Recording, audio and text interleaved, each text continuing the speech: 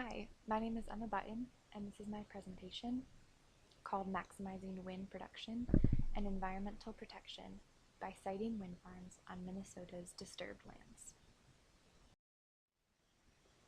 This is an outline of where the presentation will be going. I'll give a brief introduction to the cost of energy and why switching to wind is important. We'll then look at where to site wind farms, specifically in Minnesota.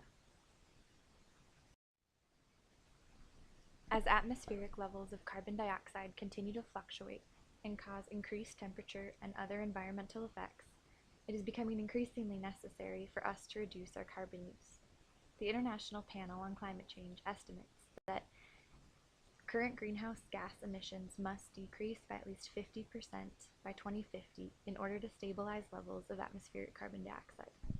Our current dependence on fossil fuels, however, makes this reduction nearly impossible. The best way to achieve this goal is to switch over to renewable energy sources that do not emit CO2 and other greenhouse gases. This graph shows that Minnesota electricity prices are steadily increasing. Finding renewable energy sources is becoming necessary not only for the sake of our environment, but also for the sake of our economy. This graph shows the projected impacted area in square kilometers in 2030 per terawatt hour of energy produced. Biodiesel from soy, electricity from biomass, ethanol from cellulose, and ethanol from corn all have the greatest land costs, with biodiesel from soy using up almost 900 square kilometers in a year. Some of the most land-efficient energy producers include nuclear power, geothermal energy, and coal. While wind uses the most land of any renewable, its land cost is still relatively low compared to the highest land users. Especially in Minnesota, wind is a viable alternative source to fossil fuels. As shown in this map, Minnesota has a high wind power capacity, with over 3,000 megawatts available. Additionally, as seen in the figure previous, wind uses relatively little land compared to other energy sources such as crops. In an effort to encourage the transition to wind power, the Department of Energy created a program entitled 20% Wind Energy by 2030. The aim is to supply 20% of the United States energy by wind power. Wind power is renewable and relatively inexpensive, making it an attractive alternative to fossil fuels. However, meeting this goal requires approximately 50,000 square kilometers of land, an area about the size of Florida. Additionally, wind turbines are associated with increased bird and bat death, as well as habitat fragmentation and loss. To encourage wind farm development while minimizing habitat loss, a study done by the Nature Conservancy determined the potential of siting wind farms in disturbed areas, such as degraded agricultural lands. By using only disturbed lands, wind farms could still be developed while avoiding habitat loss and fragmentation. The study found that the Department of Energy's goals could be met even when wind farms were only placed on disturbed lands. This figure was included in the Nature Conservancy's research article. It shows which states can fulfill the Department of Energy's wind energy goal using only disturbed lands. The states in blue are the states that do not have enough land to fulfill the goal, while the states in red do not.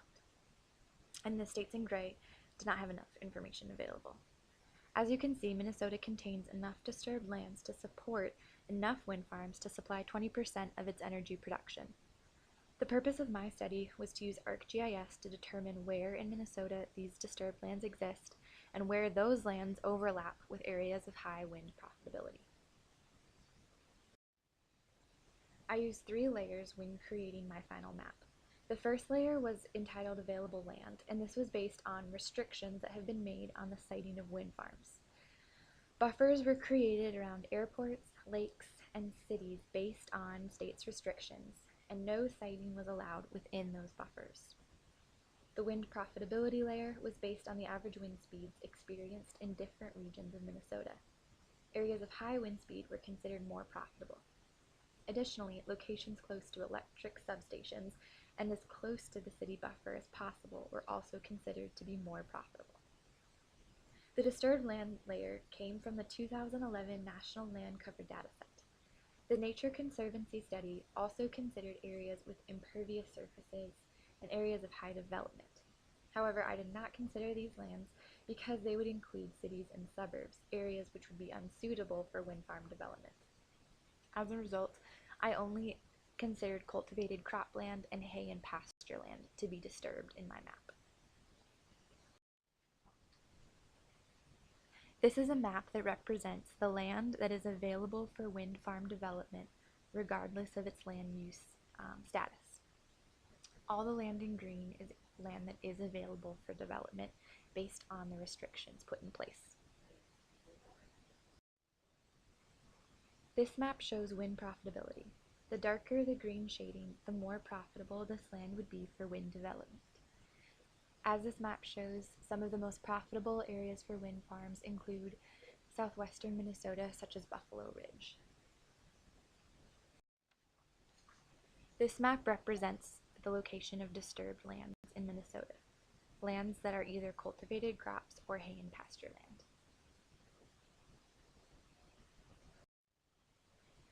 This model is a visual representation of what ArcGIS did in creating the final map. I combined the available land layer, the wind profitability layer, and the disturbed land layer to create the final map. And this is the final map. It shows wind profitability, but it only shows it within areas that are already considered disturbed. The darker the green shading, the more profitable that land is. Once again, the most profitable land is found in southwestern Minnesota, but now it's more limited based on where the disturbed land is. So how much land is required in order for Minnesota to meet the Department of Energy's goal? Minnesota produces 4,786 gigawatt hours of electricity per year. 20% of this, which is the Department of Energy's goal, would be 958 gigawatt hours. For my calculations, we assumed that the wind farm would have a capacity density of 5 kilowatts per square kilometer. I also assumed that for those wind farms, they would have a net capacity factor of 30%. So that means that 1 kilometer of a wind farm yields approximately 1.5 kilowatts of energy. There are 8,760 hours in a year, which means that 1 square kilometer can produce 13.4 gigawatt hours per year. When you divide the energy needed from wind power, 958 gigawatt hours, by the yearly production of 1 square kilometer, 13.4 gigawatt hours, you get how much land we need to supply this energy. 71.49 square kilometers, which is a square of land about 8.5 by 8.5 kilometers. This is the final profitability map in disturbed areas again, but this time there is a square in the southwestern corner that is approximately 8.5 by 8.5 kilometers. This represents how much land we would need to develop into wind farms in order to supply 20% of Minnesota's energy. As you can see, the land needed is minuscule and hardly shows up on the map. As Minnesota seeks to devote more land to wind farms in order to begin our transition to renewable energy, we should focus our development on disturbed lands because it is possible to maximize environmental protection while also maximizing wind profitability. These are the sources and studies I used to inform my presentation and map. Thank you for your time.